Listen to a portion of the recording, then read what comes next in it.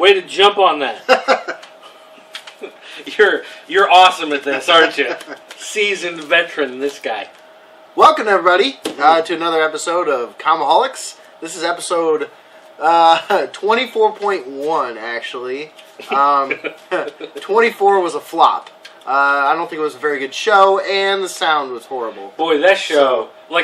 we were both tired. Okay, so we filmed the entire episode. We had a 2-camera setup. We had the lights set up. Everything was bar, that was perfect, and it looked fantastic.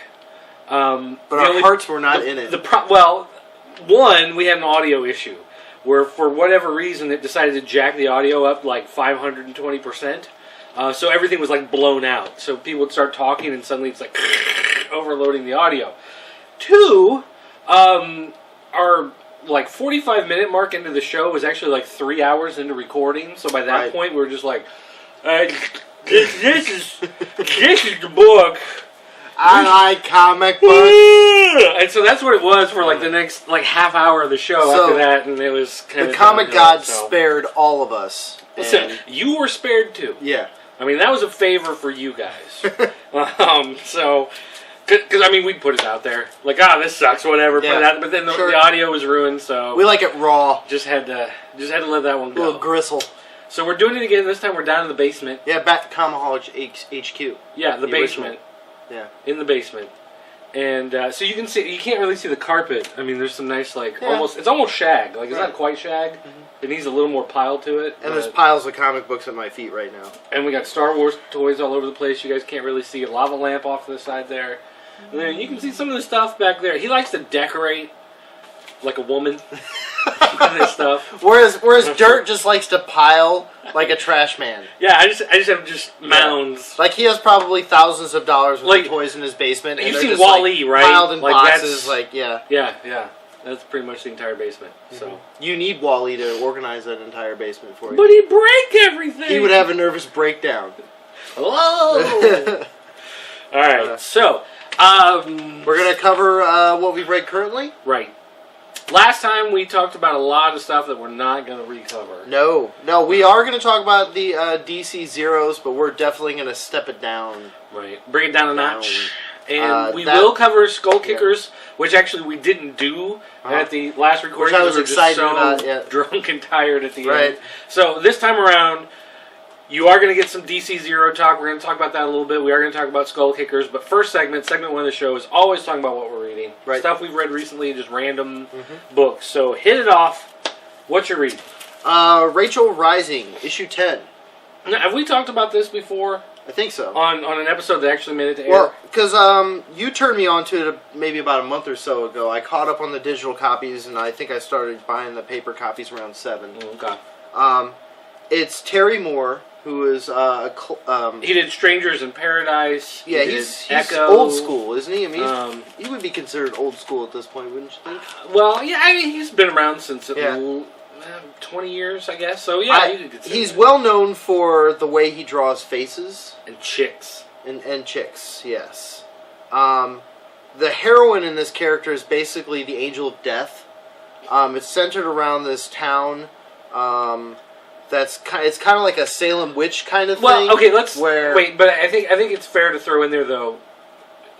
She doesn't realize she's the angel. Like she doesn't know what's happening to her.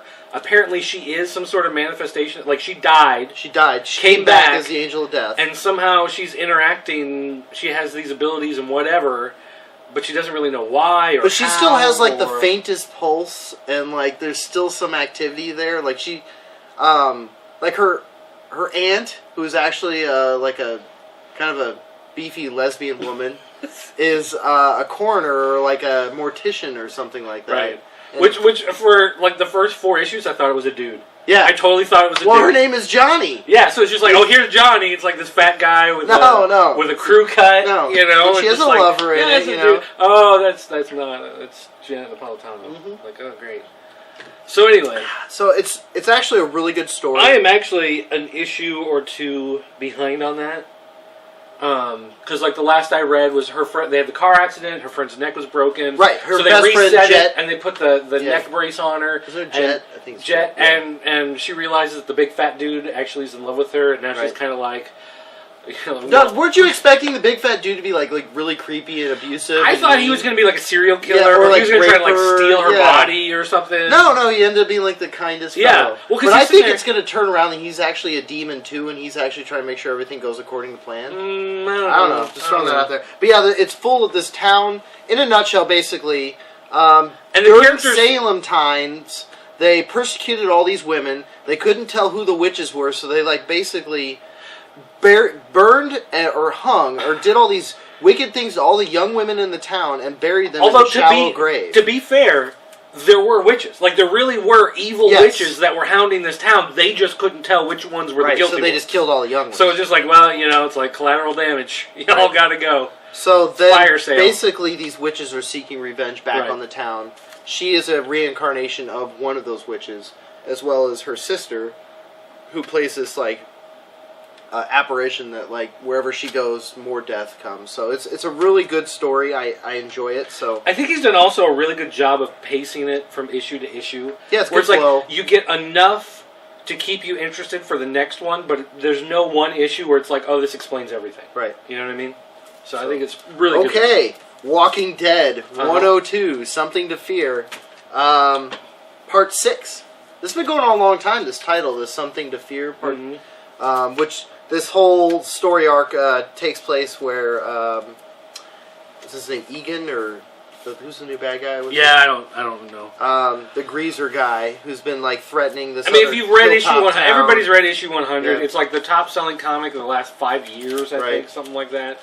So in issue 100, of course, Glenn dies. This new guy, they find out that he's much more powerful than they thought. And they've captured one of his henchmen when they tried to attack the town while Rick was out. And Rick actually says, let him go. Yep. We gotta let him go. We gotta play along. He's like, we can't stop him. Well, that's the part that I think is like the turning point where Rick realizes, okay, we gotta lay low. We gotta play it safe. But of course, at the end, he's still got a plan. He sends Michonne, right? Michonne, yeah. He sends her out to follow the dude to figure out where their base is, how many people they really have, how well armed they are and stocked and everything. So there is like this glimmer of maybe they'll find out. And then he has to tell the town basically, that's the plan, that we're going to cooperate. He doesn't tell the town that he has actually other motives. Yeah, he and Michonne are the only ones who know. Right. Not even Laura, or, not Laura, Laura's gone. Andrea. He hasn't told Andrea anything either. Right. So, issue 102 is a build issue, I would say. Alright, wait, quick time out here. Have you been watching the previews for season 3 of the TV show? I watched one of them. What'd you think? I'm excited. I'm thrilled. It's amazing to me, like, how different it's gotten from the comics. Like, there's so many things different on the show than the comic series, and yet I'm still, at no point am I sitting there going, this isn't how they did it in the comics, and then I get pissed off, which is usually what happens. I'm still on the edge of my seat, excited, They've just done a really good job. They said from the gate this is going to be their own thing. Like, it feels almost like it's, it's the same world, it's the same universe, just with different decisions made along the way, but everything feels true to the comic source, even though they have made different decisions, and you have seen some different characters and things like that. Which, by the way, is, you folks will this will probably be posted next week, so it'll be the week right before the new season premiere. When is the season premiere? Next Sunday. Well, no, I mean, what date? What was it? Whatever Sunday is, 14th, 15th? Is it the 14th? Something like that, yeah. Because that's a week from today. Okay. A week from filming, so... Yep. I'm hoping to have this up, like, Wednesday, Thursday. Great. So... I encourage everybody, even if you haven't seen the previous seasons of Walking Dead on AMC, go ahead and watch this premiere. I mean, is season 1 on Netflix now? Yeah, it is. Actually, season 2 is too. I believe. I was talking to a coworker that's catching up on it. Then you can get Netflix for free for like 14 days. So hop on there, watch those 2 seasons real quick, and then cancel your account or pay the $8 just to stream it. No, it's worth it. So. Really, for those people that maybe haven't read any of the comic book but love the TV show, all I could say is you got to start with 1. This is not one of those comic books that, I mean, you can really just kind of jump into. And because of the differences between the TV Yeah. show and the comic, you're not just going to want to pick up. So go get the most recent compendium that's like, this thick. You can order it at shoppcn.com. Yeah. We've got the compendium in stock. Yeah. It's the first 48 issues in one easy-to-carry book. Let's see what else on. You talked about Fugitoid last time. I finally read it. What do you think about? Is the whole storyline? I'm sorry, folks. I'm talking about the Teenage Mutant Ninja Turtles micro series Fugitoid. Uh-huh. Is the storyline behind this the same as what's in? Was it in the comics or was it in the TV show, the cartoon? This is its own story. What was it a part of these before? characters. I mean, yes, Fugitoid was in the original black and white series that came out in the mid '80s, but the storyline in the new Teenage Mutant Ninja Turtles series is its own storyline. It is not adapting anything that has come beforehand. Basically, an alien race scientist. There's a guy, scientist, working for Krang. Is that his name? Mm-hmm. And he projects himself into this robot and shoots himself in another dimension, which happens to be the dimension that the turtles live in. So that's basically the whole premise behind Fugitoid. I liked it. I was entertained. Why do you keep saying Fugitoid? I don't know. It looks like well, yes, he is a fugitive. Fugitoid. And then there's the story with April. Do you like the micro series, or do you wish that those were just regular issues of April bored me. This is about her trying to help the turtles out and sneak in the lab at the beginning of the which kind of ties story. into the scientists involved with Krang, right, and all that. But nah. Aquaman number 12. Have you been catching up on Aquaman? I'm still several months behind. Okay. I mean, you can spoil it. I mean, he's still kind of battling with Black Manta. I read that a while back, so I don't. Well, then don't talk about it if you're not ready to talk about it. Okay, I'm not ready to talk about that one. I do like to follow that series. Thrilling. Let's see. What did you think of the Detective Annual? Did you read that one? I don't know if I read that. I don't know if I read the annual. I've read all the individual issues. What happened in the annual? Stuff. Uh-huh.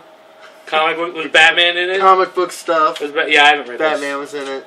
I have this, but I have not read it. Okay. So. Alright, good. Yeah, moving on. What did you think of Justice League, number 12? Did you read that? Yeah, with the big kiss. The big kiss. This one sold out almost immediately. Really? Gone back to a second printing already. It was kind of a lame ending. Oh, we're going to kiss. Oh, we have to go fight now. We're out of here. You know, they've been doing this thing for months where Steve Trevor is Wonder Woman's liaison for the United Nations. Right, and now they're broke up. And she basically says nothing's going to happen between us. And we're too different. And then she and Superman decide to hook up. Yeah. And they're making out in the sky. Yeah. Yay. I don't know. What a boring overall, I like Justice League as a series. This was a boring issue. But they hyped this one so much because, it's the big Wonder Woman and Superman hooking up. And it's alright, whatever. Could we get a little more story then? Well, there was a lot of action in the first 3 or 4 pages, and then it just... They're fighting the ghosts of the dude, right. And yeah, but still. And then the last bit was Crossed Badlands. Have you been catching up on this at all? What? Let's see. I've been reading. It's still the Circus Freaks, right? Yes. Circus Freaks, the geeks, and the bikers. Yeah. And the kid that has no backbone. Right. He's spineless. And so the bikers decide to help him, but then they get mad at him because he's not really doing anything to help with the fight. They were all ready to rumble. Right. I like the idea. He goes and he's like, man, these circus geeks just start going crazy and they're biting people's faces the bikers off. And they're okay, having let's go sex with check it out. corpses. And the bikers are like, all right, dude, let's see what's going on. All right. We're going to rumble. So I like that aspect of it. But he's a complete spineless coward. And he makes a couple mistakes along the way. In fact, at one point he shoots this one girl in the head with a shotgun because he's just scared. And it turns out she's not crossed at all. Yeah. She was actually running away from a cross. And someone's figured it out. And then he's about ready to kill himself, and then he gets manipulated by this other dude to do some really twisted things that I don't even think I'm comfortable saying on camera. And sides with the bikers one last time, Let me see that one. But he did something because of after you wipe your nose the despicable thing that he did. The other girlfriend of the girl that he did it to ends up killing him in the end. Spoiler. Oh, yeah, thanks. Okay. So, yeah, there you go. So she beats him in the face. Yeah, with a rock. It's pretty wicked. You kind of almost see it coming, because you wonder why she just all of a sudden is just on board with everything going on. Like, she's like, oh, you're my hero, come off with me. So then they go camp in the woods, they have sex, and then as he's asleep, she picks up a big old rock and just bashes his head in. So it's brutal. I mean, I guess it's the perfect ending for a book like this. But this is like... You don't want it to end well, because it's a horror book. It's not really a big spoiler, because Badlands is all about a bunch of little stories that aren't really tied into each other. It's just kind of their excuse to kind of do instead of being random like ongoing... Instead of like a mini-series. Right, instead of just like having like a psychopath and then crazy person and then, insane-o man. Family and, Matters. Yeah. So, that's mostly all I have to talk about. Nothing digital? He's got your tablet. Oh, yeah. Thank you, that sir. That's jerk appears out of nowhere. That's the huckster right there. Okay, let me ask you this. Have you been reading Amazing Spider-Man? Yeah. What do you think about Alpha? It feels like it's one of those characters that they intentionally built to just knock down really quickly. Like, he mirrors Peter Parker in the way that he gets his powers. But he's kind of an arrogant little jerk. But yeah, he doesn't have a secret identity. So as soon as he gets his powers, he cashes in on it, becomes famous. Like, he's doing commercials. And Peter almost gets jealous, really, that he's able to get away with all this. And so Peter figures out a way to take his powers away and says, when you're mature enough to have them, I'll give them back to you. But there's this little scene at the end where the kid's at school with his locker and the bullies are picking on him, and he grabs his locker door and he crunches it and leaves the handprint. So he still has some power. Now, how did he end up taking his powers away from him again? Because wasn't it wasn't that the whole problem? They didn't know what to do with the kid and they didn't know how to cure him? Because Reed Richards had actually discovered the same thing that Parker had discovered, but he discovered it years ago and decided the world wasn't ready for it, so he had some sort of nullification and whatever. But anyway, the key here is I got one side. Well, how come every time they can't figure out something, all of a sudden it's like, oh, Reed Richards. Oh, I had that this whole time in a vial. Sorry. You done? I'm done. You done? Yeah. You done? Good. I'm done. All right, thanks. Mm-hmm. Thanks for that. They are gearing up for issue 700. And 700, and they're going to end Amazing Spider-Man. And then they're going to relaunch it as part of the Marvel Now with a new #1. Oh. So now, here's the thing. Peter Parker's going to die? Well, here's the thing. They said something is going to happen in 700. And when it relaunches with 1, it'll be a different status quo. So, in one of the upcoming issues, I think it's 698. Dan Slott, the writer, went online and said people have not ordered enough of this comic. And he's like, I'm not trying to hype it, I'm not trying to whatever, but if you own a store, you probably want to order more of that because of what's going to happen in it. But he wouldn't say what's going to happen in it.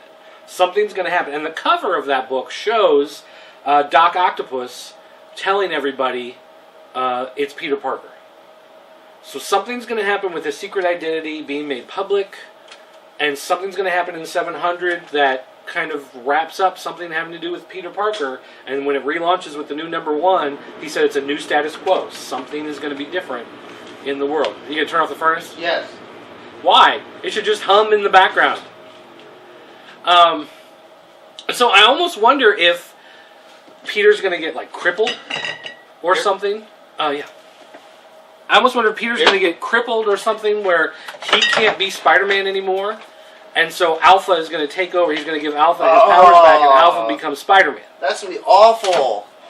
You don't think they're going to make Alpha Spider-Man, do you? See, I was hoping it was just kind of like an experiment. They weren't planning on actually doing anything with this character, because he's lame. Sorry, Dan Slott. So, I mean, that's what's going on with Spider-Man. That was my disembodied head earlier, by the way. I got in front of the camera. No one worries about you. Don't mind me. Studio audience. We'll put some bat wings like on the side of your head and it looks like a floating bat head.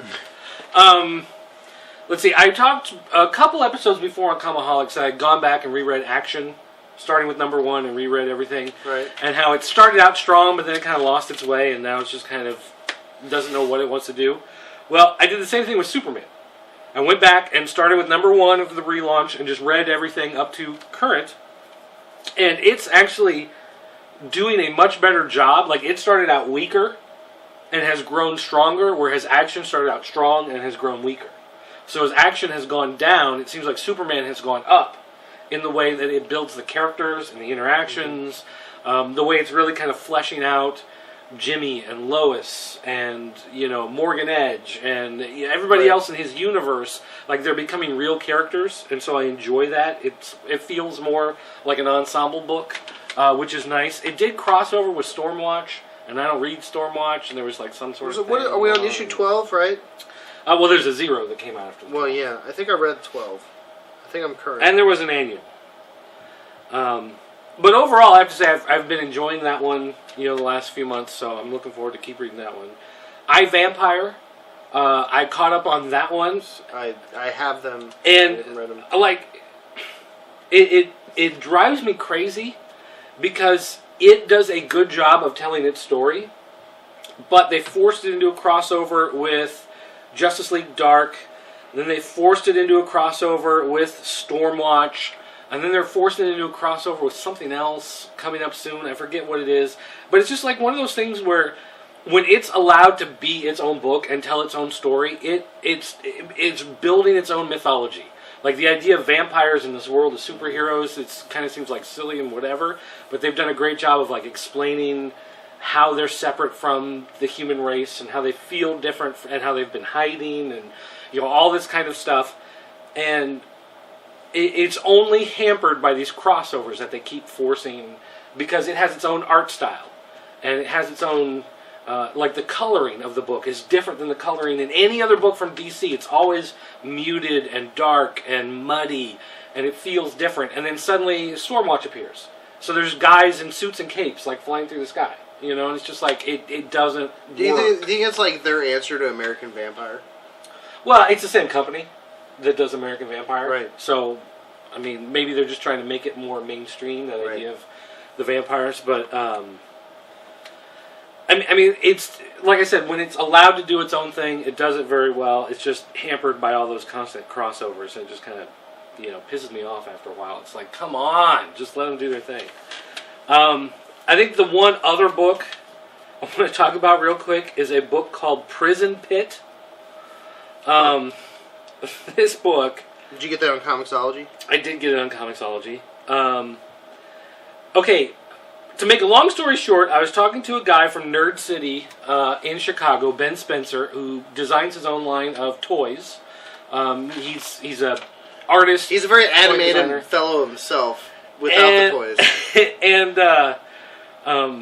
yeah, because we hang out with them every time we go to C2E2 and whatever. It's like our tradition, our yearly tradition. We get wasted with them after. I was doing an interview with him for another show that we do on the Pop Culture Network called Beyond the Box, and he was talking about how he was designing characters based off... Originally, he got the idea from Prison Pit, and then he kind of took it off and did his own thing with it. And he's like, oh, have you read Prison Pit? And I'm like, no. Like, who has read Prison Pit? He's like, you gotta read it, man. You gotta read it. So, like, a week after he's talking about this book, suddenly it appears on Comixology out of nowhere. It's like, oh yeah, by the way, we've added Prison Pit. I'm like, well, I guess I gotta read Prison Pit. I'm on Comixology right now. I gotta go check it out. Well, it's like $10 for the first book. Okay. Well, before I buy it, I want to hear your review of it. Because, I mean, it is big. Let's see. I'm trying to... Anyway, so Prison Pit, it's... vile is a good way to start it. I mean, you know, the title Prison Pit. I mean, I've read. Well, okay, the lead character is this guy with, like, it almost looks like he's wearing a lucha mask, but that's actually blood, like, flowing on his face. How's it spelled? And just Prison Pit. Prison Pit. It's not there. Huh. Did they pull it off the website because of complaints about the violence and stuff? Because this book, like... Well, okay, first of all, the art style on it is very indie. Like indie comic. It is not your superhero style comic. It looks very underground. If you bought like a black and white comic, back in the day, whatever. But the way in which he does panel to panel action feels almost like storyboards, almost like you're looking at storyboards from a movie or an animated series or something. You may have to go to the website. Maybe it won't show up in the store, and you actually have to go to the .com. Like the lead character, I think his name is Skull Effer, but it's not Effer, and there's like a scene where he's being thrown in like this prison planet, whatever. So he's thrown like into this hole, but he grabs a hold of one of the guards, and he's like, I'm going to kill this guy if you try to throw me down there. And the other guard's like, well, I hate that guy anyway. So he tosses him down, and then there's a fight scene in the air while they're falling down this hole into the pit, and he's like punching the guy in the balls. He's biting his face off. He's like gouging his eyeballs out. And then he lands on this prison planet, and it's that idea kind of like, if you've ever seen a movie like Fortress or something like that, where all the prisoners are just allowed to wander freely, escape from New York, right? That type of thing, where the prisoners just run the world, and, if you die the first 5 minutes you're there, oh well, it sucks to be you. And that's the world he's in. Yes, it is available on the regular, but not through the thing. Yeah, don't try the app. So like the guard then gets up, who should be dead, and the guy's like, "Oh, your guts are hanging out," and so the guard pulls out his intestines and throws them at him. And then the intestines wrap around him and mummify him, and so then he's like, yeah. So I mean, it's like the most random stuff is happening to this guy, whether or not it makes sense. It says graphic content warning in like the first 3 words of the I wonder if Android won't allow it through their store or something because of how graphic it gets. So then he rips off the guy's arm and starts beating him with it, and then he sees the slug thing. So he ends up killing the slug thing because he thinks it looks gross, and this guy's like, no, I need that because it helps me, whatever. And so then the guy starts masturbating and pops another one of these slug things out. And so, this is the world of Prison Pit. So it's the most obscure, and like this big bad guy. He's got this skull head and spike hands and a swastika on his belt. Wow. And I mean, it's every random horrible thing that you can imagine. Was it worth all 10 of your dollars? Well, there's 3 volumes, and I will be buying volume 2 and volume 3. Oh, so you did like it? Yes, it's worth reading because of how random and So it's like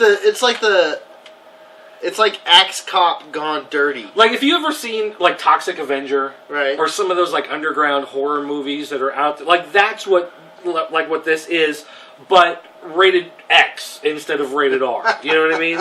And I'm in love already. His arm gets cut off, so he grabs one of the slug things and he puts it on to be his arm.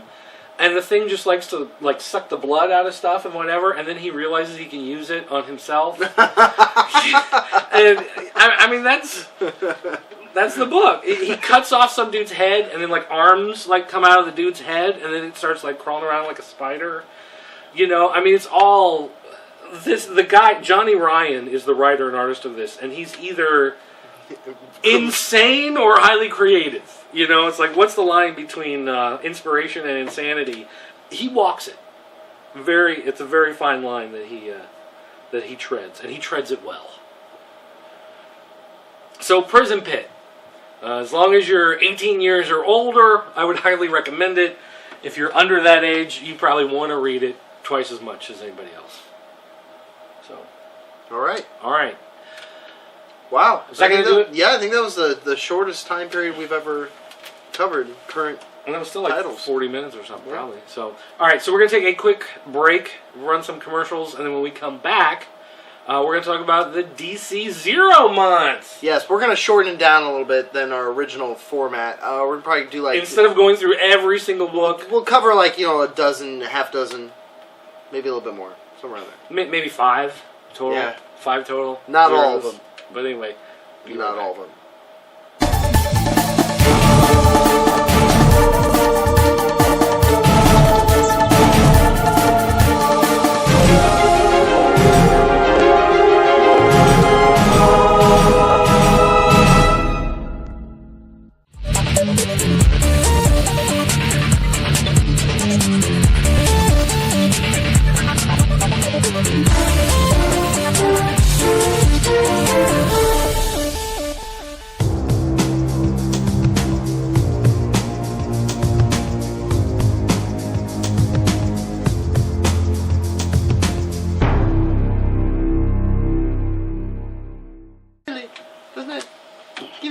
if you're Chili, then I'm T-Boz.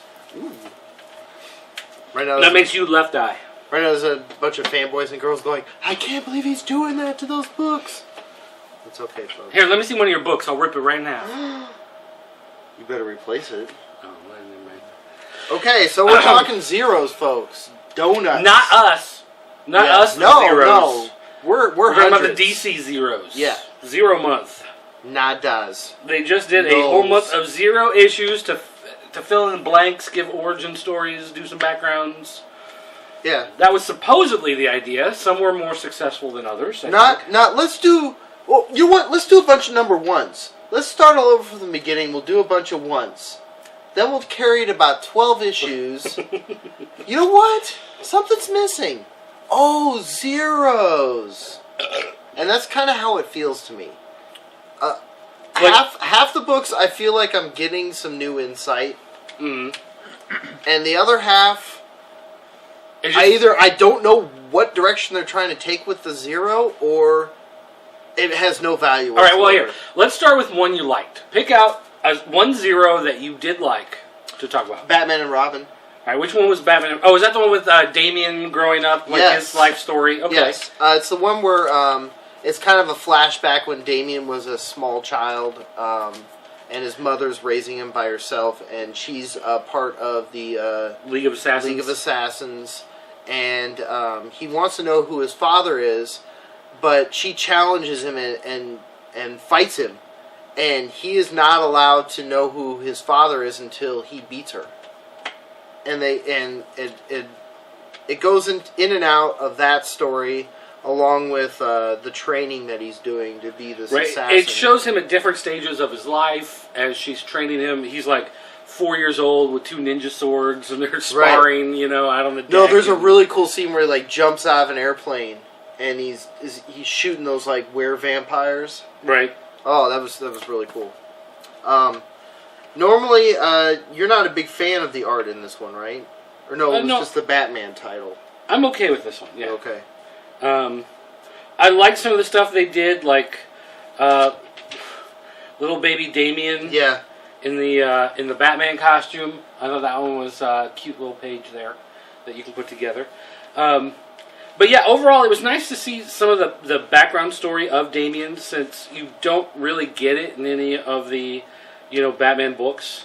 He's just kind of there, and you don't really know what he's been through. Well, this is one of those books. This is one of the first ones I wanted to talk about, because it actually did give some insight to one of the main characters, Damian.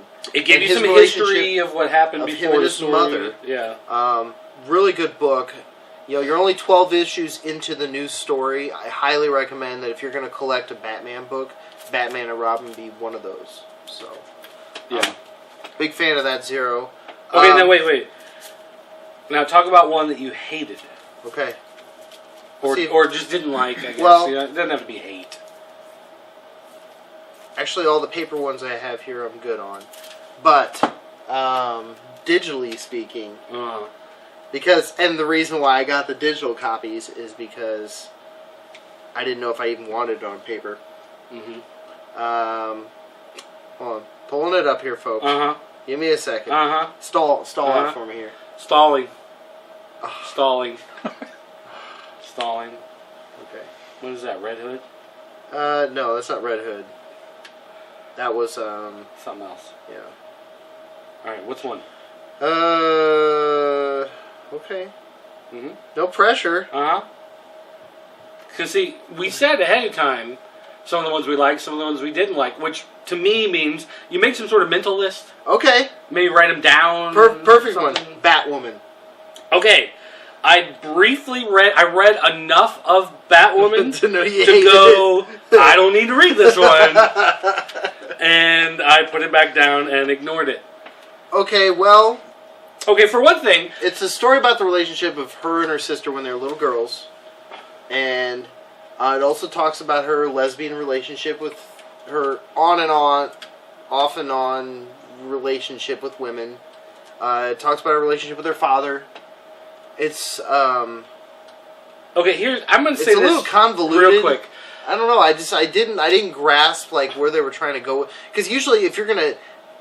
I think it's supposed to be basically just around the father and her relationship with the father in the end, and how she got over her sister's death. So, one thing about this book is that J.H. Williams, who's the writer and artist on this book, everyone's like, oh, he's going to win an Eisner for the great artwork he does in this book. Every time I look at this book, I'm like, this is the dumbest looking book. And everyone's always like, oh, it's so great. All he does is, instead of drawing things in boxes where it's easy for your eye to go from panel to panel to panel, is he'll put things in a circle in the middle of the page. And then he'll put like weird little wings coming off of it. And so then it's not just a box with a box that your eye can go, oh, I go here, and then I go here, and then I go here. Then it's like, oh, this whole page is a piece of artwork.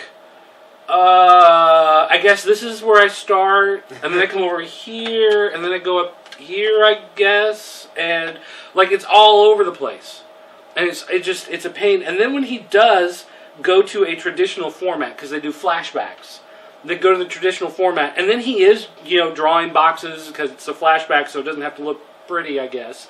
Then it's the worst looking character drawn, like the artwork in Prison Pit is better than this. Oh. I mean, when he's just doing, just the random, like, here are people, it's not special. There's nothing... Are we going to do spoilers on these? Because sure. The end where she finds out that the girl that she's, like... The beginning of the comic, there's a scene where you see her, like, on top of a plane, and, like, there's this woman dangling off the edge of the wing. Who's, like, a villain, a long-running villain in the series. You find out at the end it's her sister? I don't know. I stopped reading it because it was stupid. Okay, so there you go. You asked for a bad one. Shall I throw another bad one? That is a bad one. No, wait. Oh, is it your turn? Are you going to bounce back at me here? All right, now here's one I liked, and that is Phantom Stranger. 0. Did you read Phantom Stranger? No, I didn't. Tell me about Phantom Stranger. Because there's a lot of hype about this, because this is a comic that's been brought back. Correct? Well, he's a character that was big in, like, the 70s, and then he kind of disappeared, and they tried to bring him back in the 80s, and it didn't really work. And so he's been one of those characters that they never really knew what to do with him, where to make him fit in the universe. And so as part of the new DC 52, they've done this backstory where all of these different gods, for lack of a better term, got together and decided they were going to be judge of humanity. And so people who somehow did wrong were going to be brought in front of this panel, and they would decide what sort of punishment to give to them. So, for instance, one of the characters is Pandora from classic mythology. She opened the box, released evil. Is it the same Pandora that's in existence in the DC universe right now? Right, yes. And she's the same one who was in all the number ones with the red cloak and whatever. She was in Flashpoint. And Flashpoint. And she appears, I think, in Justice League, a couple issues there. It all she's comes doing around. something. That's one of the things I love about DC, the way that they'll drop a hint and then it comes back later. Okay. Well, Phantom Stranger is part of that same judgment group. Like, he's also brought in and judged in front of these people. And you find out that he's actually Judas. Right. And Judas is brought in front of this panel, and they condemn him to walk Earth and to be somehow separate from humanity. He will never feel at home around the rest of humanity. And they take his bag of silver coins, and they make a necklace around his neck. And every time he does something that somehow redeems him, almost like a quantum leap type of thing, every time he does something redeeming, one of those silver coins disappears. Like, it falls off his necklace, and the necklace gets a little bit smaller. And so the idea is, throughout history, he's been at different things, he's been involved at different, points, and when you see him in the past, he's got, this long necklace with all the coins on it. When you see him in the future, he's only got a couple left. So you can tell that it's been, thousands of years he's been roaming the earth, and certain things have helped him and other things haven't. And they finally kind of found this way to, kind of make him find a spot where he's going to be interacting. And in the 0 issue, he goes and he meets, like, there's some police detective. He's got to do something to help this guy out, and it seems like it all goes wrong, and he's bungled everything. And then it turns out that this guy has to die to become the Spectre. And the Spectre is another one of those characters in the DC universe that's, working on that astral plane and has those, supernatural powers. Doctor Strange-ish. Yeah, kind of. And so basically he had to be there to cause whatever problem for this guy to die to become the Spectre. And so he thinks he's failed, but in fact one of his coins falls off, and he realizes that was his role to play. So it's not always doing the right thing or saving the person. It's causing the action that will cause the greater good. And sometimes he has to understand that sometimes you have to do the worst thing to cause the greater good to happen. It's that idea of sacrifice and whatever. So I thought that was a good take on the character. It was interesting, and I enjoyed reading that, and I'm looking forward to the series. All right, so now you got a zero you enjoyed? Swamp Thing. Okay. Did you read it? I did not. Okay. As part of the... does that tie into the Rot World thing that they're doing? Actually, because it starts out, a young lady's, lost, or... She's, lost in the woods in the winter time. And she comes across this, cabin that's, lush and green in the middle of, this wintry forest. Snowy wasteland. And it turns out it's a Swamp Thing that lives there. The Swamp Thing or a Swamp Thing? A Swamp Thing, not the current Swamp Thing. It's the Swamp Thing before Alec. So there's more than one Swamp Thing? Right. Okay. There's it's like a... Well, and I think it ties back into the... what are the trees? The Council of Trees Council or whatever of Trees, it is called. Council of the Green. Anyways, the girl turns out that she's not actually a girl lost in the woods. She's part of the Rot. And what is the Rot? The Rot is the... Is that the red? The dark side. The red. The dark side of the green. So whereas the green is the leaves and the trees Right. and the plants, this is the meat. Yeah, And the death. Decay. So So is this a vegan book? yes. Is that what it's trying to be? Right. Like the vegetarian comic? And then it ties back into Alec in his early days of trying to discover this cure, with all these experiments and stuff. And, Excuse me. Now, didn't he become Swamp Thing? Yes. But he and Swamp Thing are different people? Well, hold on. Because he and Swamp Thing had a conversation with each other, so Right. is he no longer a Swamp Thing now, and there's another Swamp Thing? They're separate but the same. It's they can't So- exist without each other, but they're different. They're not the same. So Alec Holland is a human guy, right. and Alec Holland is the Swamp Thing. Yes. But the Swamp Thing and Alec Holland are separate. Think of it more like the Hulk. Uh-huh. Like Banner and Yes. Hulk being separated? Yes. Alec and Right. Swamp Thing? Okay. I mean, he still has he's still human, but at the same time, he's still Swamp Thing. So in this, the Rot gets a hold of his girlfriend or fiance, whatever it is, from the original story, and possesses her. It's really twisted. It's really good art. And causes her to make the explosion that kills yes, him. and then that's basically how they Life go sets into him that, off. and Okay. that's how it turns him into Swamp Thing. Okay. But I really enjoy the art in Swamp Thing. Was it Kano? Is that how you say it? Yeah, I'm not sure how you... Kano? Kano. Sorry for butchering your name. But the art has been very consistent throughout the whole title since number one, and I really enjoy it. So. All right. One that I enjoyed that I actually, I read it only because it was there. I had no expectation of enjoying one single moment of the book. Is actually Sword of Sorcery. And this features Amethyst and Beowulf. And these are two separate stories in the book. Amethyst is the main, and then Beowulf is the second feature. And Amethyst is really kind of set up almost like He-Man, She-Ra type of thing. There's this alternate world, and this there's this evil queen that is just slaughtering innocent people and sucking out their souls and whatever. And in our world, the sister of that queen has been hiding in our world with her daughter, and her daughter is the heir to the throne. So of course the queen in this other world wants to kill the daughter because she is a threat, to her rulership. So it's kind of like your whole medieval success of power, Game of Thrones, Right. lots of that type of stuff. But it's all kind of tied in with this, magic. Somehow it's still supposed to be a part of the current DC universe? It is, because in the very end of the first issue, John Constantine, Hellblazer from Justice League Dark appears. So it's somehow going to tie in with him and his role in magic of the new DC universe. And so, it starts out as kind of your classic high school girl, doesn't really fit in anywhere. Her mom's always got them moving around, and she doesn't understand why and whatever. She has to fulfill her destiny. It's not a completely original story by any means, but it's just really well done, and you like the character. Like, I thought I was going to hate this girl, the high school girl that just doesn't fit in. I was just like, nah, whatever. But then actually, reading it, I enjoyed it a lot. And so I'm looking forward to reading, future installments of the series. I thought it was a lot of fun. The second story, Beowulf, is actually set in the future, and it does follow the basic outline of that original tale of Beowulf and Grendel, the monster coming to attack and whatever, except it's in the post-apocalyptic future.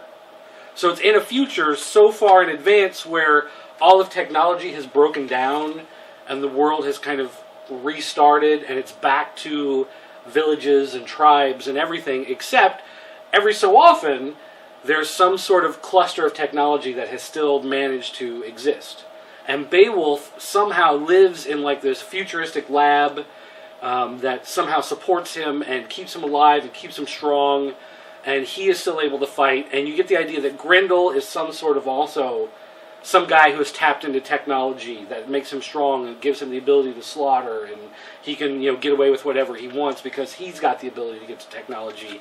And it's the people who are left in the little village that need the help, that need to get this guy to help them out. So it has that kind of that idea of the road warrior kind of future Mad world. Max-ish. Yeah, it's Mad Max, but instead of it being guys in leather in the middle of the desert, it's people in this almost like Viking type society that is reemerged in England. So I found it really, again, I didn't expect anything out of this Sword of Sorcery book from DC. I was like, whatever. I'm bored, it's sitting here, I might as well read it, and I actually enjoyed it quite a bit. So that's one I will be looking forward to. All right. What you liked? Okay. I'm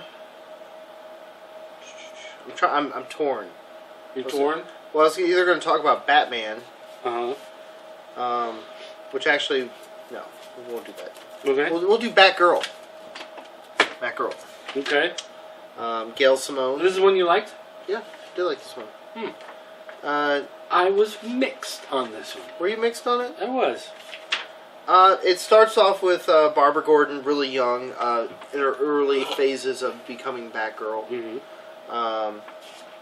And she revels in her perception of Batman and her place as being Batgirl. She fights kind of this like villain thug BA kind of guy. Doesn't go well for her, and basically, but what I do like about it is there's more perspective on what made her turn to become Batgirl. Okay, so what I liked was the idea that she's in the police headquarters. She has a thing for Batman, and of course they're trying to find Batman, so they've got like this fake suit of what they think Batman looks like. Right. And so when this guy attacks, she puts on the suit. Yeah, she puts on to what's left of fight, it, yeah. right? And so that's how she kind of gets the idea of becoming Batgirl. And so I was like, okay, I can kind of see that happening. What I hated was this villain. I think he was just kind of. That wasn't really the point, though. Well, but it could have been any villain. villain. So they wanted a big, beefy, muscular guy, And that's what they did. so they got this guy who's like 8 feet tall. 350 pounds of solid rock is this Right. guy. He's like the professional wrestler, MMA fighter looking guy. And somehow he's this charismatic cult leader. Right. He's like supposed to be the sweet-talking, brainwashing guy. Right, he who- says some like twisted things to Barbara. Yeah, he can win you over with his words, and he can get into your mind. And yet, he's just a big fighter. Right. Stuff goes down, he just starts punching people. So he doesn't have any sort of verbal skills, but somehow So that's that was what he's supposed that was to the be. problem. That was your biggest Well, beef with it. Was the villain? It didn't make sense. Like, that does not make sense. If he's a guy who you're going to have to confront physically and get into fist fight with, and he's 8 feet tall, and he's 350 pounds, then he's a big bruiser dude who punches people and pummels them and puts them in his place. if he's a charismatic, smooth-talking guy. He should be like a wimpy little puny guy. He should be a skinny little guy, and he's the type of guy that you're like, oh, I could beat the crap out of him. Who cares? And then he like plays the mind games and whatever. This guy was not intelligent. He had no ability to play mind games. He was just a big bruiser, but somehow he was this charismatic cult leader. Like it just didn't. That just stuck out like a sore thumb. Like it just didn't make sense. It was just the biggest, dumbest thing in the middle of that storyline. What parts did you like? I liked the idea of how she got the idea of being Batgirl by just grabbing this random suit, this prototype suit, whatever they had sitting around, and getting inspired. All right, I'm going to talk about one I hated. Okay. And that is Green Lantern Zero. Okay. Did you read Green Lantern Zero? No, because you hated it so much when we talked about it last time. I didn't want to read it. Because I told you I hated it? Yeah. All right, so... But I know now why I should hate it. Well, I'm going to talk about this a little bit. This guy, the new Green Lantern, instead of going back and giving us any sort of backstory into Hal Jordan or Sinestro or Abin Sur or talking about the Green Lantern Corps or any sort of history of Green Lantern, we get this random guy who somehow becomes the new Green Lantern. And if you've been reading Green Lantern at all, like the Guardians have gone insane and the rings are malfunctioning, and so this ring just kind of falls to Earth and mistakenly goes to the wrong person, and the person is this new guy. So who's this new guy? Well, this new guy is a car thief who's friends of terrorists, but you're not supposed to think of him as a bad guy because he's not really the terrorist. His friends are the terrorists, but he's the nice one because he's just a car thief. And so, and he, he has guns. He'll shoot somebody, and that's no big deal. But he's not a terrorist.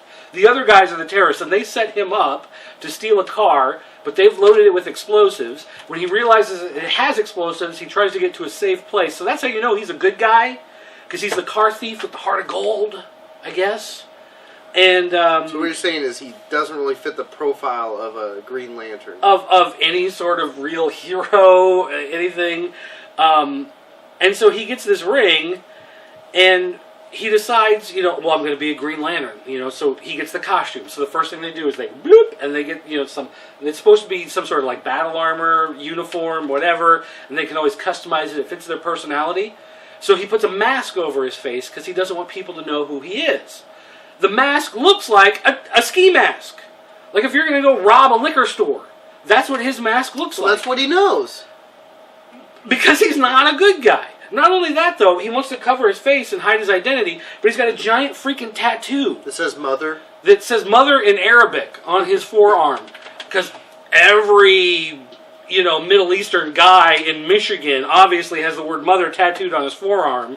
So when you see this guy magically appear, you're not going to think, oh, a tattoo. That might be something I could use to identify a person, right? So he covers his face, but he has the giant tattoo. He's really don't like this comic book. It doesn't work. Like, again, it's just like the villain in Batgirl. Like, there's nothing about this that makes any sort of logical sense or in any way makes it supposed to be heroic. And the problem is the writer, Jeff Johns, actually came out and said, I wanted to, make a character that could be uplifting for people that have the same background as me with a Middle Eastern background. And I'm like, how is this in any way uplifting? You've made him a car. Why not make him the guy who hears about something going down that's going to be some sort of terrorist thing and decides he's got to stop it, or he's got to tell somebody about it. He's got to do something about it. Instead, he's just a guy he's a bad guy, but there are worse guys out there, and they put him in the wrong place at the wrong time. That's not heroic. That doesn't make him in any way. And somehow he's supposed to be the new, Green Lantern for the new century or whatever, and just nothing about it works. Nothing about it makes sense. It's just a failure from top to bottom. And look at this. Like, ski mask and gun. Like, is that not a liquor store robbery getting ready to happen right there? And then, look, and his arm, the tattoo is glowing when he's got the ring on. Like, is that identifiable? Like, is that the first thing that police asked? Did they have any identifying marks? Oh, yeah, a giant tattoo glowing on his forearm. Not like I did not like Green Lantern Zero. All right. How about you? Anything else you want to talk about? You liked or disliked?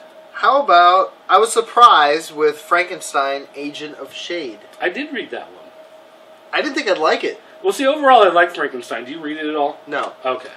But I was always kind of had an aversion to it. I'm like, Frankenstein? Really? I don't know.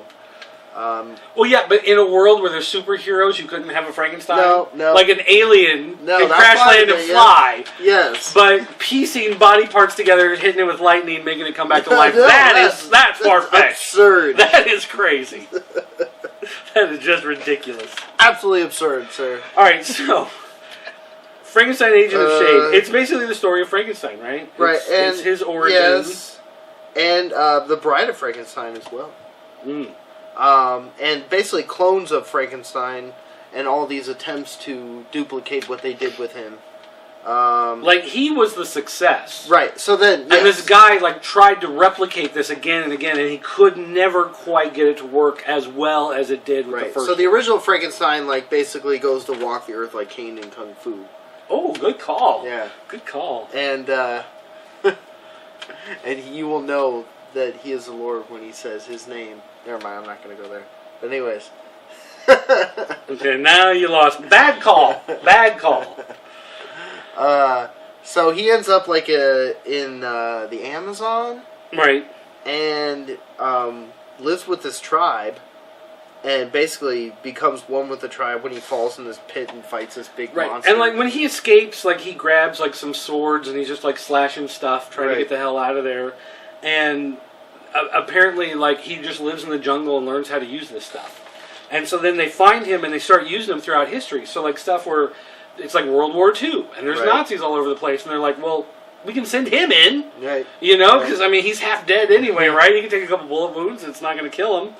And so he becomes like the secret weapon of, you know, this agency, Shade, whatever that agency is. And every time there's something weird that happens, like it shows him fighting a big He's like the Nazi X-Files. spider, mechanical Nazi spider. He's fighting that. But it was fun. I was surprised. Like, I thought I was going to hate it. It was one of those books where I was like, I'm going to just... Can't wait to finish reading this. But no, it was good. I liked it. Yeah, he's a fun character. Yep. Overall, I like his book. Not the typical, you know, Firebird! Yeah, he is intelligent. He does have a higher intelligence than your classic... He's kind of like Hulkish. Almost. Well, it depends on which version of Hulk. Right, yeah. Dude, do you not understand this? Okay. Shoot. I guess really the only other thing I kind of wanted to touch on is Team 7. I read that. And Team 7 actually ties into Suicide Squad. Right. And it ties into Grifter. And I think it also ties into Stormwatch, maybe. Mm-hmm. And basically, and then of course there's the book Team 7. And somehow Team 7, I guess originally, in comics, Team 7 was part of the Wildstorm universe. So if you read Wildcats or Stormwatch or any of those, The Authority, any of those books, Team 7 somehow tied into that. So now they brought it into the main DC universe, and it somehow webs through all these different books. And Team 7 is the organization that, for example, Deathstroke was in. Mm-hmm. And Amanda Waller. Right. And Grifter. This book, in particular, this Zero, is about the collection of all those characters to Team 7. Right.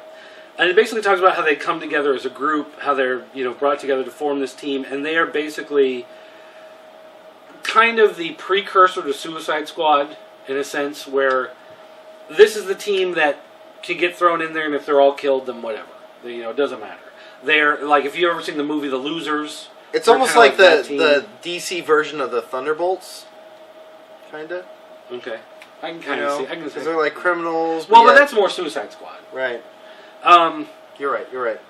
My only question with this is this book is set, like, in the past. Like, this book is set... way in the past. Like, 10 years before the current DC continuity or something like that? Cause in this, So Amanda then, Waller again, the question arises, how much weight does this have with what's really going on? Right, it's like, how much... Because at this point in the DC universe, all these characters are disbanded. Right, they're all Team doing 7 something is else. gone. Team 7's gone. Deathstroke's doing his own thing. Grifter's doing his own thing. Amanda Waller's now running Suicide Squad. Like, all of these characters are doing something different now. So I found this interesting, and I thought it was a fun read, but then at the same time I'm thinking, how do you keep this up as an ongoing series without at some point contradicting, something that's currently happening? Although I did or like how the much you fact get that tied down with what's going on? Grifter is wearing an Eat a Peach T-shirt after he beat up everybody in the bar in Mexico. What is that? Almond Brothers. I thought it was a cool reference. A little pop culture reference there for you. So the Almond Brothers eat a lot of peaches? Almond. No, they put out this album. They called it Eat a Peach. Which almond was it? Was it Dwayne? Got in a Tito? Jermaine? No, he got in a motorcycle wreck. He wrecked into a peach truck and was killed. Oh, really? So when the album came out, they called it Eat a Peach. It kind of seems like bad taste. Yeah, well, I don't know. Maybe they didn't like that brother very There's much. a tribute to him. So There's anyway, my story. Okay, well, that's why he's wearing an Eat a Peach shirt. But overall, like I said, it's interesting, and I think it's a fun book. I like the idea of the team, the way they've done it. Is there an ongoing Team 7? Yeah, this is a new ongoing series. Okay. This Team 7-0 is part of a new ongoing series. So apparently somehow they're going to keep running Team 7. I just don't know Have you been reading any of the Team 7? Just the 0 has come out. Oh, no, that's what I'm asking. There wasn't they're not on issue 12 of Team 7. No. Okay. Team 7 is a new book. So now they're... Right, so now there's going to be a number What's the 1, other... There was a number 2, couple number other 3. new ones, right? What's the other Well, new Phantom ones? Stranger, Okay. Sword of Sorcery, Yeah.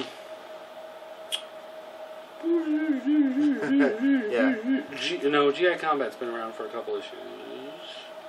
But they did, Captain Atom is ending. So his and 0... I like Captain Atom. Yeah, it started out weak, but it ended really strong. But the 0 is the final issue of Captain Atom. Resurrection Man, the 0 is the final issue. But then they're replacing them with books like Phantom Stranger and books like Team 7 and whatever. So it's like the same number of books are still going to be there. Captain Atom was really trippy, too. I really liked it. And actually, that'd be the next one I'd like to talk about is the Captain Atom 0. Well, you want to talk about the 0? Yeah. Okay. Did you like that one? Sure. Well, yes and no. I mean, the story, it didn't give you any more... Maybe, I guess because they knew that it was ending, what's the big deal? It didn't give you any more insight into how he became Captain Atom. Right, the story pretty much follows just like the number 1. Right. If you've been reading Captain Right. Atom, you don't learn anything new in the 0. It just encapsulates But the everything. art is so cool. Check that out. The thing with... Check that out, Mr. Huckster. All right. If you sit down, Whoa. now that it's done, if you're going to sit down and read Captain Atom, and you're like, okay, well, I'm going to give it a shot. Start with the 0. Yeah, I and was read gonna say, start with the 0 Then through- 1, 2, 3, 4, whatever, and it'll read perfectly. It's like a really cool acid trip. I don't know. The lighting in this comic is way different. Well, here's it's the way- its unique thing. Yeah, here's the way he draws it, is that Captain Atom, when he's in his Captain Atom form, he's the only character that's drawn in full outline. Every other character and object Right. is drawn by shadow. Right.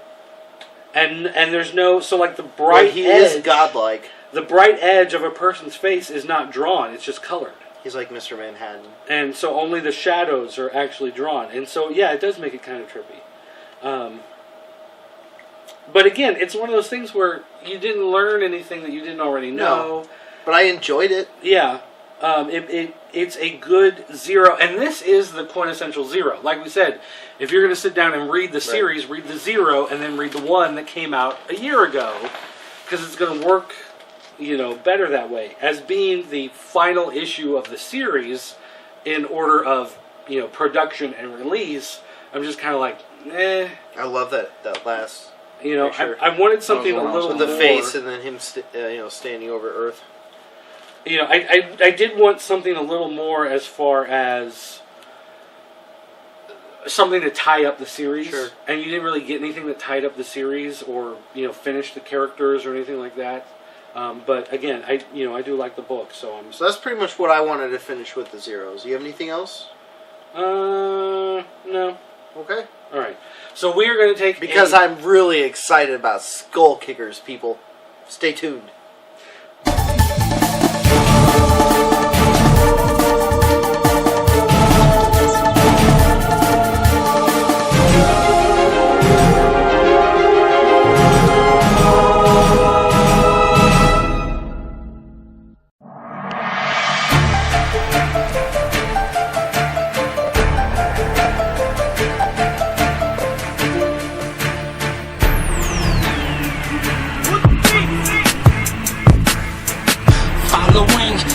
follow dotted lines. Soon you'll find you should have turned back or turned off any fucking podcast of the worst kind of this. Your first time to use dirt and me, I never lie, only speak the truth, understood. No evil, no good, no rich, no hood. It's no wonder that this evil is so motherfucking necessary. Like, hold out that cobra, I brought this mic up out of my holster and spit fire like a hot fucking toaster. Grab your orange slice soda, only proceed if you were 17 or older. Any younger, turn the beat down, turn around and walk out there, motherfucking down.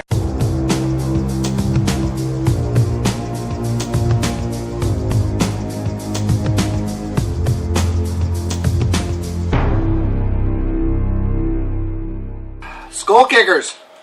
Snickers. Snickers and Skull Kickers is the next segment of Comiholics, episode 2542. Are you getting ready for Halloween, or you just wanted to have candy around? It was cheap. This is the time of year where it's like perfect to buy candy. It's like less than... But in like a week, it'll be twice as much. Right, exactly. But then, the day after Halloween, there was like a nickel for a giant bag of Snickers. Well, we just took a break for about 3.5 hours. Oh, we did not. We ate some chili. It was an adventure. Wasn't it, Huckster? These guys decided to put so Huckster... I was not expecting napalm on their chili because they go, hey, we like a little bit of spice. So my bride is an excellent chili maker, and she had some spices in the fridge, and Huckster asked me, hey, you got any spice or anything in there, So I didn't even pay attention to the bottle I grabbed. Well, this is glowing orange, says biohazard. No, it was ghost chili. I've had ghost pepper. I've had some pretty hot chili in Rocky Point, Mexico. Just driving down there from Phoenix. I got up here. I think my chest still hurts. I put Sweet Baby Ray's on mine, and it was actually really good. It was tangy, we were all it was mocking sweet, him. It was I nice. tried to dilute it. You guys were like, oh, you're not having anything spicy. My tongue is burning. I tried to dilute the bowl of chili. No. It hit critical mass. It was melting down. I almost shot myself in the face just to get the pain to go away. It's going to need a concrete And I'm just cap. like, oh yeah, that's pretty good. Oh, this is tasty stuff. It's going to need a concrete cap. So Skull Kickers. Have some bread with that. Which is funny that we're going to talk about Skull Kickers. Why is that funny? Well, because I was just reading the Pathfinder core rulebook that Huckster passed on to me, because we're going to start gaming here pretty soon. And, on the show? Yeah. And like pretty soon? Yes, we're going to play role-play game. I got to get some sleep. 4 straight hours. You're in it for the long haul. I got to work tomorrow. So, and Skull Kickers is kind of a comic spoof based on D&D. You actually turned me on to Skull Kickers. Mm-hmm. And the... well, you said you were looking for something different, something outside the Marvel, DC type of regular stuff. Well, when I read the introduction by Jim Zub, this guy is... We're probably twins. I don't know. But the funny thing is he talks about how he started playing D&D when he was 8 years old, and his uncle turned him on to it, and that's exactly what happened to me, and it's about the same era. He's probably about my age for all I know. And this whole comic is about a dwarf and this really oversized giant guy. A stunty and a brick. Yeah, stunty and a brick.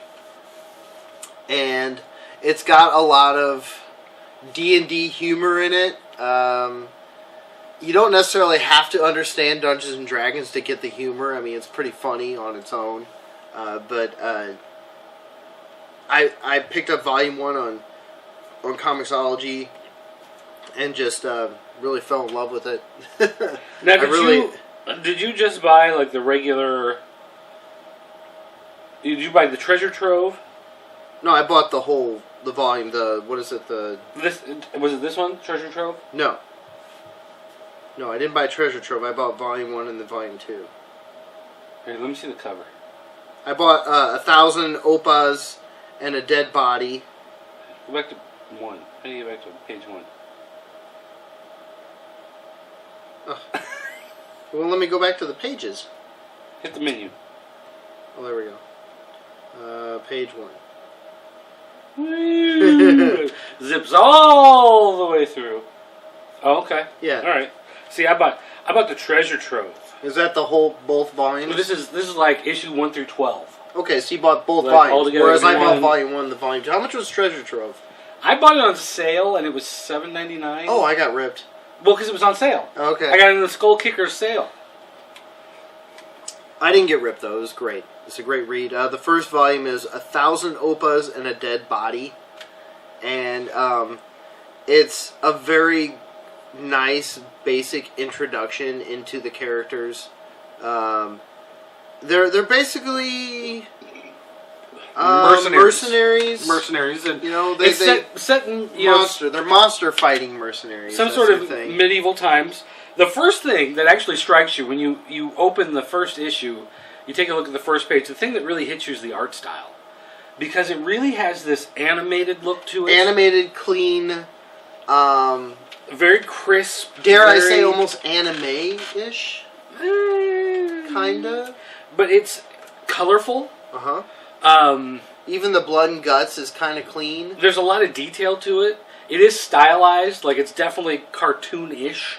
The features are exaggerated. The bodies, like the muscular guys, are really overdone. It really has that almost like a Disney kind of like Beauty and the Beast, if you can think of the animation in a movie like that. It almost has that feel to it, except that it's incredibly bloody.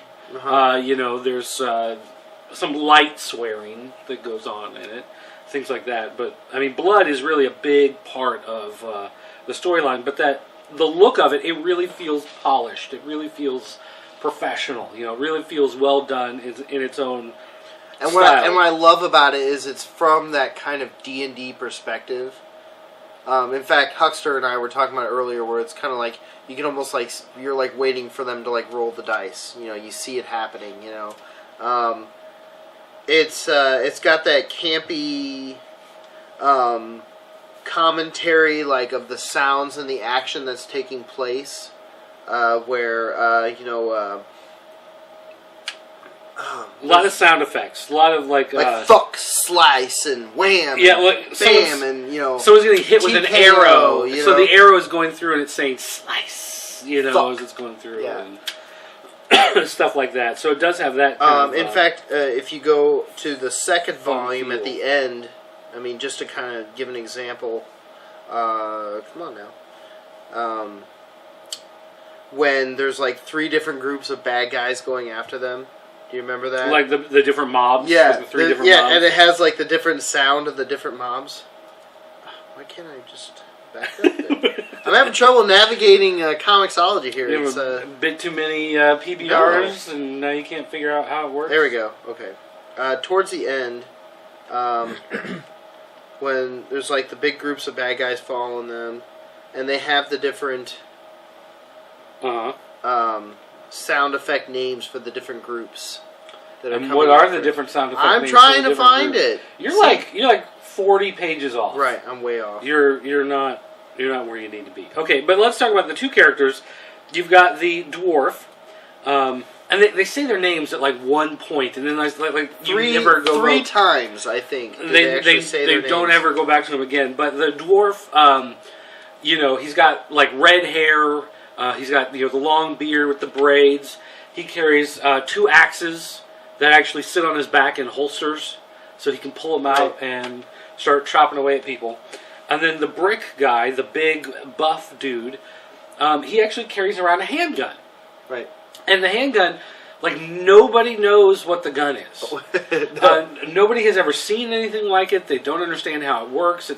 They think it's some sort of magical thing. They never really explain where he got it or how he got it. It does kind of almost look like a flintlock pistol, but it's like the one step advanced on that, where it actually takes has place in like the funniest comic relief too in the second volume. So he stashes his gun under the bed, and they have to leave. They run into trouble. They're framed for a murder of a bunch of noblemen. These guards storm their room to ransack the room and find out, more information about these guys. They find the gun under the bed. One of the guards picks it up. He's like, I don't know what this is. Nobody knows what this is. And he looks at it. Well, he picks it up by the barrel. Yeah. And he goes, what kind of hammer is this? So he Because taps looks it on like the a table hammer. and shoots himself dead. And then it pans back to our mercenaries. And then it goes back to the guards in the room. And they're all scared, hiding behind a table because they think this magical hammer is cursed. And This like golden hammer. one of them goes, "There's nothing wrong with this thing." And he takes his pike. He takes and his spear and puts it right in the finger guard, lifts it up, and of course hits the Shoots trigger himself in and the he head. shoots him in the head. So And now he falls there's over two dead. bodies on the ground with the magical hammer on the chest, and everybody's hiding behind the table. I think what we're getting at here is I think Huckster and I can relate. Those silly late nights playing D&D. Where it's just like... You hear a sound from inside the cave, like, I charge at it! This goes, I'm swinging! Okay, you're dead. Well, like the really absurd things, where it's just... you would do just preposterous things playing D&D just to add some spice to it because you're just bored out of your minds rolling dice in the basement. Alright, so let's go back a little bit. The story starts out with these... two guys, you get a sense of who they are. They're fighting a werewolf in a back alley. Mm-hmm. They're trying to kill him, get rid of him. They can get some sort of reward money. And then as it turns out, the local nobleman... The nobleman is walking through the town. At the same point, the mercenaries just happen to be upon the street. And one of them notices something up in the tower. Right. It's like, oh, hey, there's something going on up there. And right about the And it's an time archer he pulling his realizes bow. what's happening, you just see this arrow come and stick the nobleman right in his eye socket. And he falls over dead. So then everybody's all freaking out. Of course, the mercenaries volunteer. Oh, well, if you pay us, we'll figure out who did it. And he offers 1,000 opas to whoever can find an we don't know what an opa is. Opa but is it whatever must be a lot. currency. And so, they decide to go off. So that's where your opas, 1,000 opas, comes from. That's in Which the is title. funny because the nobleman that hired him is despises them. Yeah, he Yeah. totally hates them because they're dirty, ruffian, miscreants. But at the same time, they're kind of outsmarting him. They've got one over on him. So they go get the body. And what they track the body back to this building, and inside the building there's like a some demon sort of... worshipping cultist.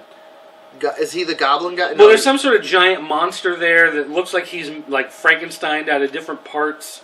And they've got a whole bunch of dead bodies that they're getting ready to take down into the sewers. So now they realize, well, it's money. It's the 1,000 opas if they can grab the body and take it back. So now they have to fight these creatures, whatever they are, in order to get the body, in order to take the body back to get. And so it's a druid. It's like this evil druid who's basically sold himself to the devil, so to speak, to gain all these magical powers. And as they're fighting all these bad guys, they the demon, was it like the demon monster creates like this like... I go back, I was just reading that page. Like just to give you an idea of the humor of the book, there's this giant monster, and the little dwarf guy is standing there getting ready to fight him, and the monster's like, of course, there's nothing you can do to me, I'm a giant monster. So the dwarf runs, does like a baseball slide, like he's sliding into home plate, in his legs. goes right in between the dude's legs, and right when he's underneath, he takes his hatchet and just right in the crotch. Right. Just right, and you just see this big splurt of blood, and the thing grabbing itself, and... that's the highbrow humor that you get in a book like Skull Kickers.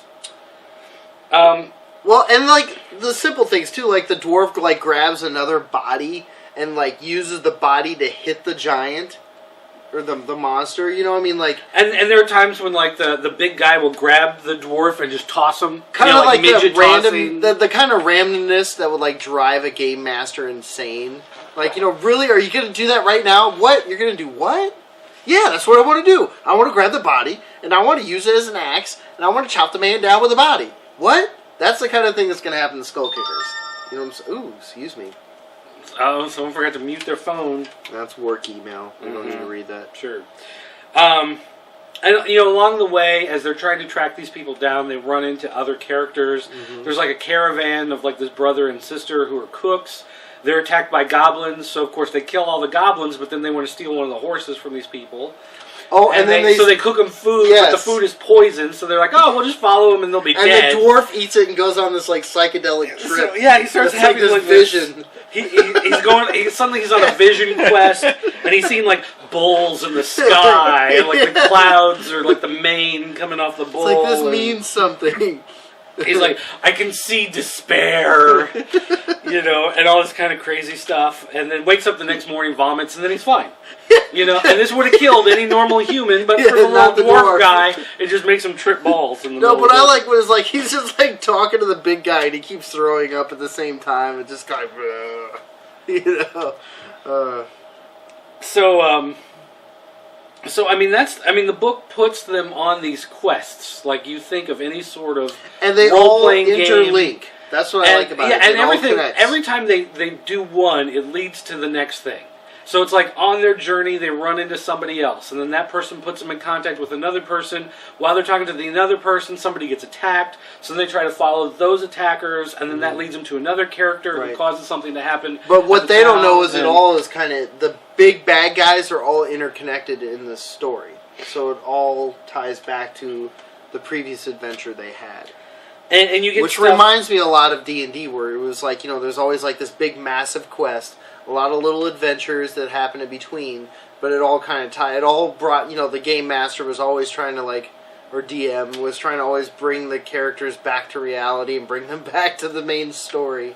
Where they just keep going on these side adventures, and that's kind of what's going on here, I think. Another thing that's kind of fun with the book is that they always have letter pages at the back of the book, and sometimes they don't have enough letters, or they have extra pages that they weren't really planning for. Well, they did that recipe. There was a recipe in one. There's one of these, it's Skull Cookers. Yeah. Their Skull Kickers letter column. It's for Skull Kicker Stew and Dungeon Dumplings. And he basically has the recipe, and it shows them cooking, and it shows them doing the different stages on how to make it, and then it shows the artist, he's sitting there eating the gumbo, and he's all happy. There's another one where they have paper dolls that you're supposed to cut out and put the different clothing on them, just because they had extra pages, and they were like, oh, let's fill it up with some fun stuff. And I think in there they had a part where it was like the role-playing guide.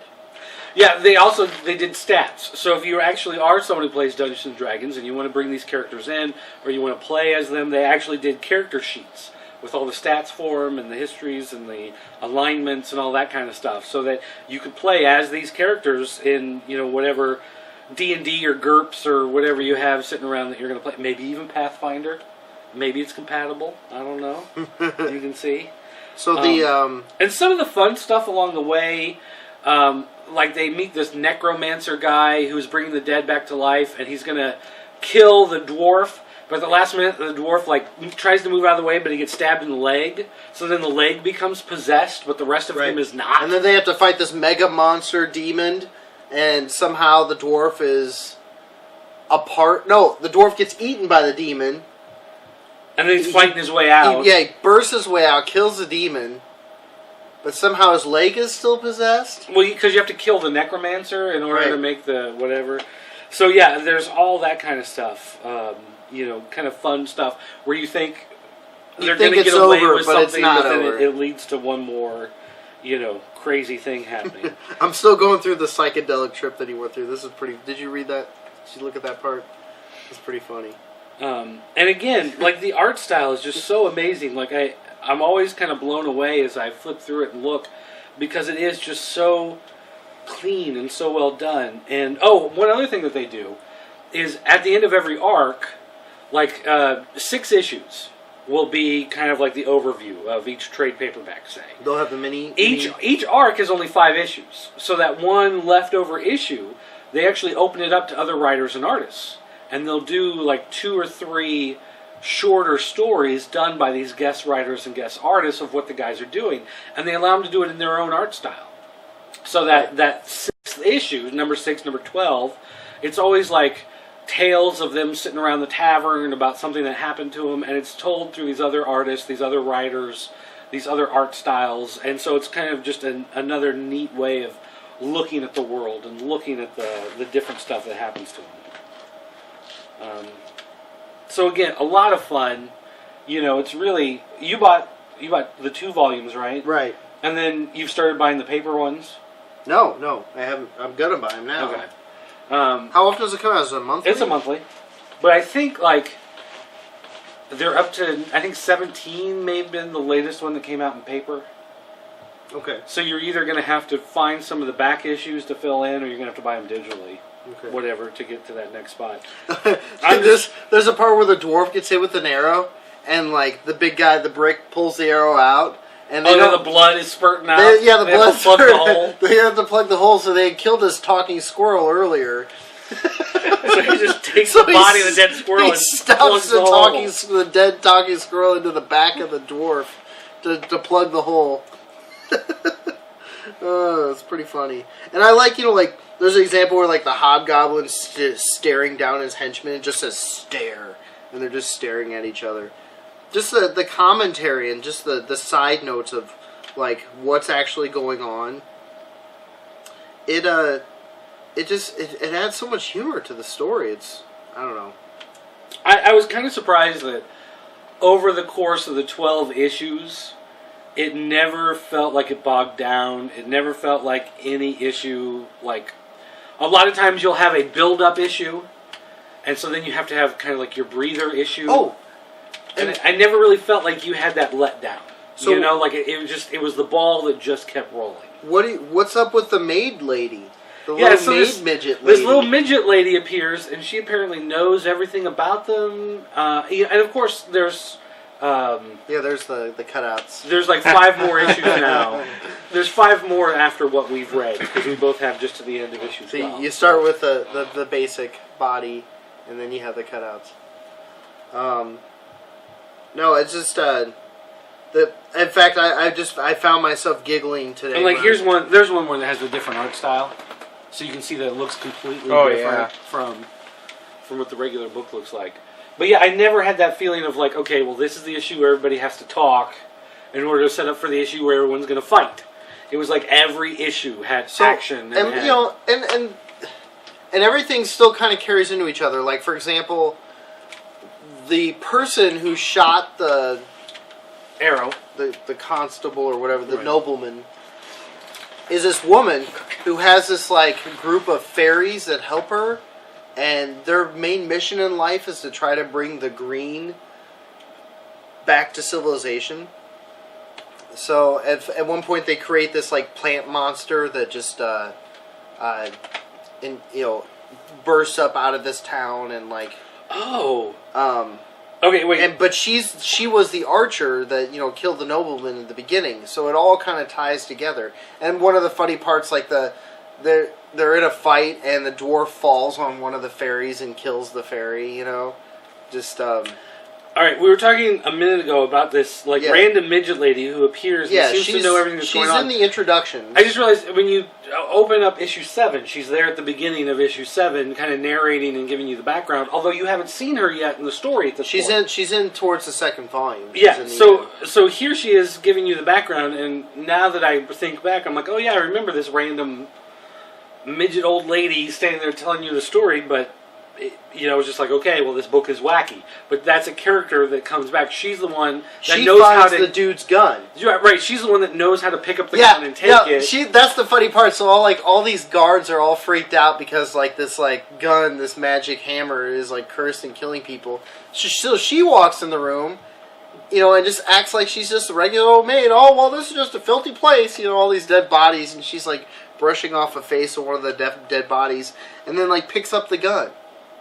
And then walks out. They're all like, "Oh my god, I can't believe it!" No, lady, no. And this one guy's like, "I just Mom, Dad, don't touch it. It's evil." This one guy's like, "I just pooped myself," And then she goes up to, God, I wish I remembered their names. The brick, the big guy, and gives him back the gun. Says that guy has your clothes. Yeah. Get everything back together and get on your way. So somehow she's bringing them back together. And then in the issue 12, I guess it'd be issue 11, actually, because 12 is the short stories. in issue 11, she says something to one of the other characters, to the evil girl, the archer woman who's killed Right. and said everything. She whispers something. Yeah, she goes, "Hey, come here," and it like, says whisper, like whisper, whisper, something whisper, important. whisper, revelation, Yeah. whisper, whisper, and she goes, "Oh my gosh, we've been doing everything wrong," and then suddenly Right. she's flipped sides and she's helping out. So this little old lady is doing something. She knows everything that's going on. She's helping with everything, but you don't know anything about her. They haven't told you anything about her yet. So that's something that's definitely one of those things where you're like, okay, I want to keep reading because I want to know Right. like, what the heck's going on with this lady. So they keep it fun, they keep it light, but at the same time, they're clever about They're the tying- names. The big brick guy is Rex Rex Marad, and the midget is Rolf Copperhead. Right. But you get a little insight towards the end of the second volume because it's like an epilogue and it shows them like young.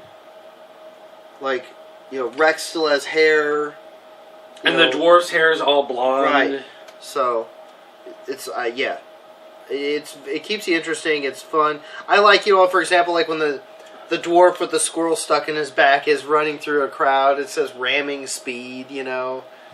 And it talks about like his mobs coming after them and chasing them down. When he takes a squirrel and shoves it in the dwarf's whole pluggery, you know, just things I would say playing D&D all hopped up on Mountain Dew. So good stuff. Yeah. So definitely recommended, thumbs up. Skull if you- Kickers Volume 1, Volume 2, you know, get what are they? Treasure Trove. Treasure Trove. If you are not reading Skull Kickers, it's definitely something you got to check out. It's wacky, zany, fun of the best kind. Very good art, very good writing. Just the total package. This is the Lex Luger. This is the total package. Yep. He was the total package. He was Okay. buff. And Gotcha. He was the total package.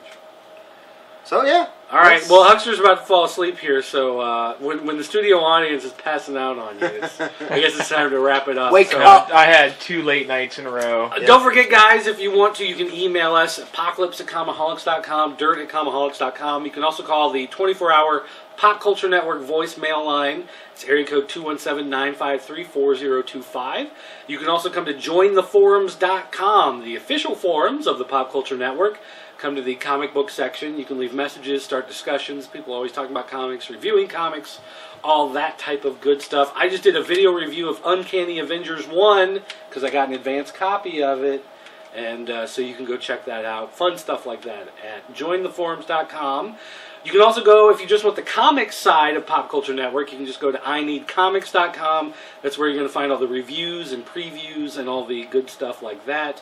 We've got a new comic reviewer actually getting ready to start. Tim Dog out in Atlanta. He writes Nice. for the Click Nation. He's going to be writing some comic reviews with Very us. cool. So looking forward to that. Some of Welcome that stuff aboard. coming through. So make sure you stay tuned to that. And on behalf of my partner and the sleeping guy on the couch, thanks for watching. And we'll see you guys next time. Later.